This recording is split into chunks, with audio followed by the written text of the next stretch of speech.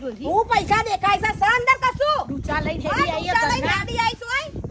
એ પાછો વામ કરે શું આમ કરતો હશે મખડાતો હશે તમે તમારી ઇજ્જતની જેવી કરી નાખી આખી પાસ તમને ખબર હતી તમારે જોવું તો પડે ને અંદર પૈસા છે કે નહીં પણ ડોહી મને એમ કે આખો પૈસા ઉપર હતા એટલે મને એમ કે પછી થોડું જોવાય 500 રૂપિયા હતા નહીં ડોહી ઘણા હતા પૈસા તો 500 રૂપિયા